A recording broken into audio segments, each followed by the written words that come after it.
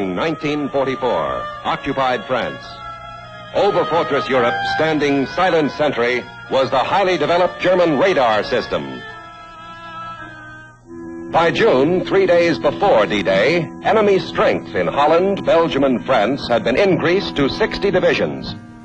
German headquarters expected an invasion, but wasn't sure where. Quite accidentally, the crack 352nd Wehrmacht Division was ordered on beach maneuvers to a sector in Normandy which the Allies secretly picked as Omaha Beach. The Atlantic Wall was being reinforced. Thinking the Allies intended to strike directly across the channel at its narrowest point, the enemy kept strong forces in the area and heavily fortified the Pas-de-Calais coastline. High German brass inspecting fortifications facing England ordered heavier defenses. Ever alert and expecting to drive the invaders back into the sea, the enemy hoped his fortress was impregnable. June 5th, London. The waking metropolis didn't know General Eisenhower had given us the final decision. The invasion of France would start this night. All southern England was a military camp. For days our troops had been boarding invasion transports. If ever there was a German bomber's paradise, it was a harbor like Portsmouth. What sitting ducks we could have been. But our air forces had cleared the way for invasion. Late in the afternoon before D-Day, Eisenhower, Spotts, and Brereton came to Newbury. At headquarters of the 101st Airborne, they visited with the paratroopers who were getting ready to embark on their hazardous mission. Many of them told their Supreme Commander that as soon as they dropped in France, everything would be taken care of. But the general and the private weren't kidding each other. As spearhead of the invasion, thousands of airborne troops were going to drop behind enemy lines. Before the first assault takeoff, in each man's ears rang Eisenhower's inspiring order of the day. Soldiers, sailors, and airmen of the Allied Expeditionary Force, you are about to embark upon the great crusade toward which we have striven these many months. The eyes of the world are upon you. Your task will not be an easy one. Your enemy is well trained, well equipped, and battle-hardened. He will fight savagely. But this is the year 1944. The United Nations have inflicted upon the Germans great defeats. Our air offensive has seriously reduced their strength in the air and their capacity to wage war on the ground. The tide has turned. I have full confidence in your courage, devotion to duty, and skill in battle. We will accept nothing less than full victory.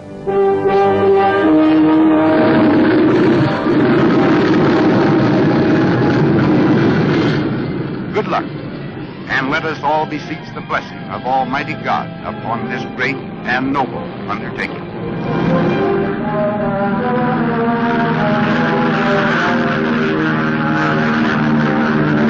This was really it.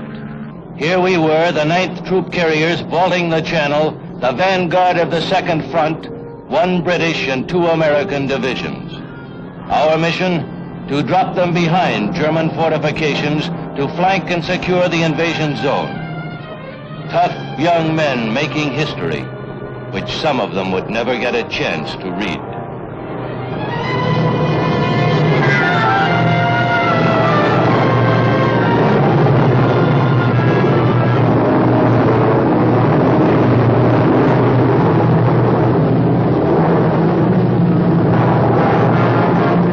Historic France, with memories of ancient invaders, was being invaded again. This time, airplanes had ferried hosts of Allied warriors to the Normandy battleground.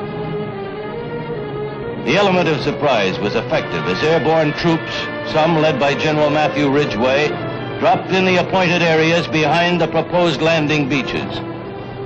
Now the battle to control the gateway to France.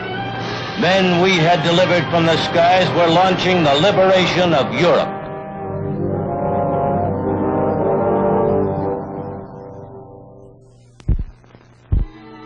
All this time, hundreds of troop-laden invasion craft were leaving England. June saw the highest winds and roughest seas experienced in the English Channel for 20 years. D-Day was no picnic.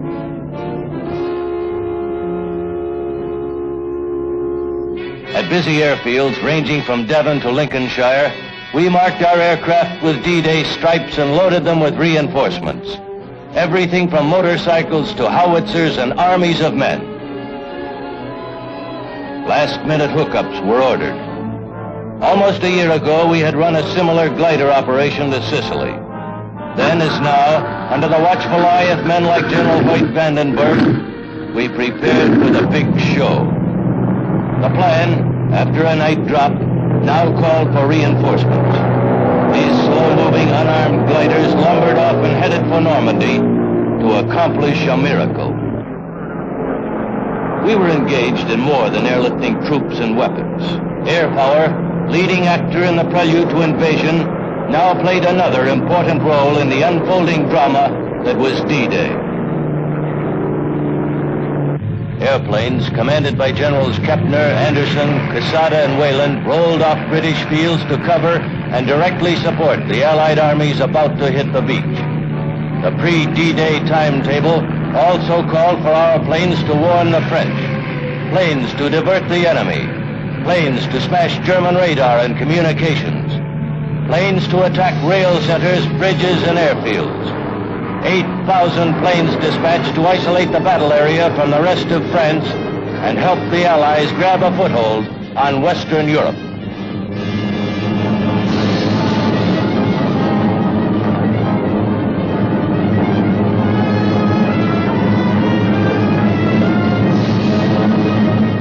As we left England, all of us felt the high drama of armies of men joined in the historic flight across the Channel. Bearing witness to the mighty spectacle were the Allied seaborne forces escorting the U.S. First Army and the British Second Army for the great assault. The invasion schedule now called for a tremendous naval overture.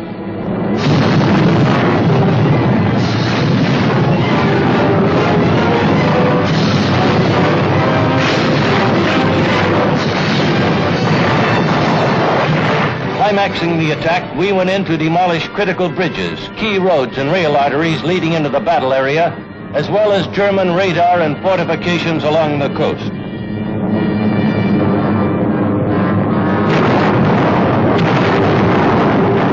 By D-Day, 74 tunnels and bridges leading to Normandy were put out of business.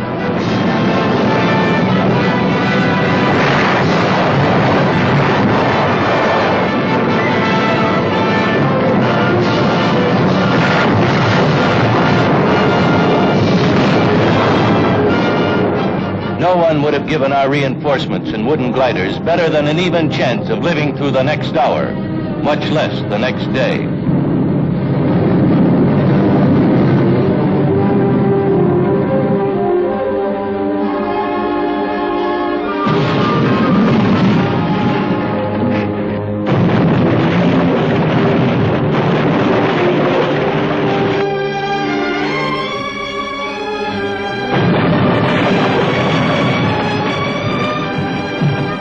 They were wrong. We had a lot in our favor.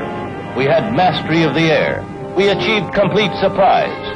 And we had guys with guts and faith in freedom on our side. Flying cover over the invasion armada, we watched our guys get ready to hit the beach. Even the Germans didn't interrupt the show. No U-boats, practically no Luftwaffe. Freedom was on the march. Not realizing the extent of the force opposing them, the Germans tried to stop the invasion.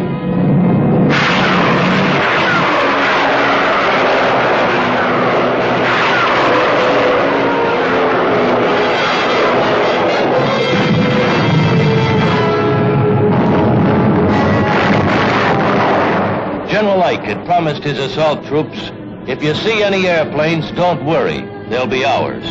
He was right. We were there with a vengeance.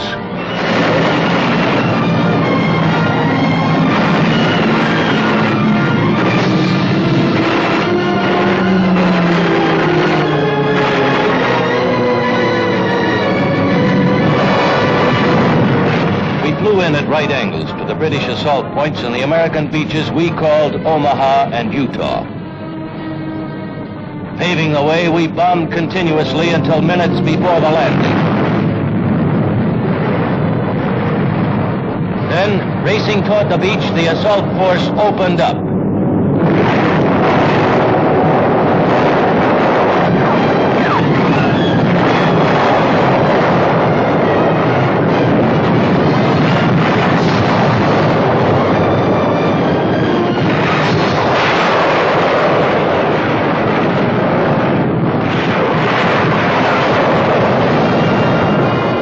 H-hour, and waves of free men hit the beach. Normandy, from the Cherbourg Peninsula, eastward to the mouth of the Seine, shook with a tremendous roar of battle.